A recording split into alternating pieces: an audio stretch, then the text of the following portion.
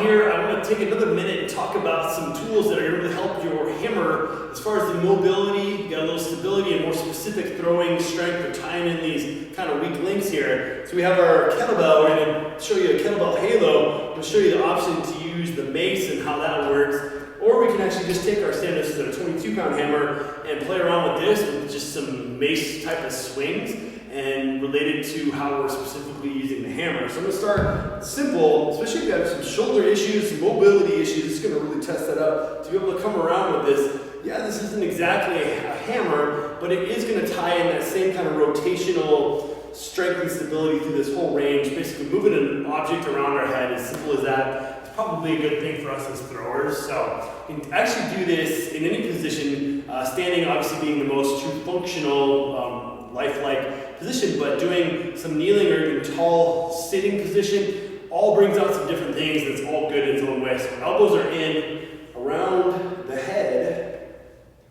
So I don't want to do this, which we all know that too with our hammer. We don't want our head to be bouncing all around either. So we'll orbit that around our head. We can go back and forth, and go circles, at least like 10 reps. We don't want to do too much of this either. So I'm really trying to lock in my core, keep this cylinder together so I'm not overarching and twisting. Which again, it's a common misconception. That's not moving when we're throwing either. We're transferring power from opposite limbs and making this all coordinate together, but essentially not moving. We're braced and we're relatively tight without actively thinking about squeezing and doing a crunch, doing a plank.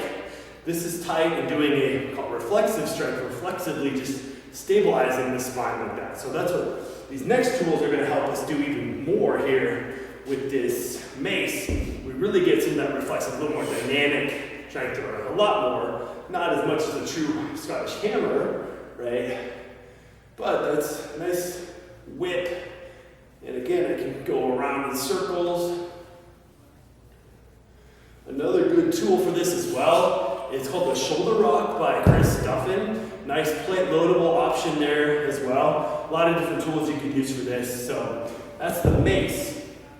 This is actually an on-it mace. This is only a 10-pound mace. Most throwers, starting with an actual 15, 20-pound mace, even if we have some throwing background and again, healthy shoulders. Ladies would be just fine using the mace that way. You could even do that one hand. And again, lots of cool options. This obviously gets a little more challenging, a little more fun in some cases too. So I'm just going to circle around here.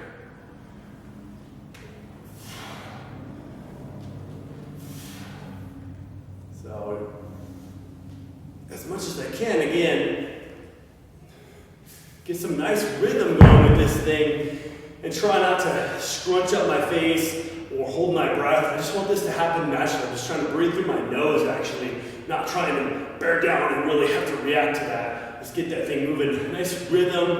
Again, I can rotate around my body, do all kinds of different reps and variations. Actually a little more throwing specific conditioning going.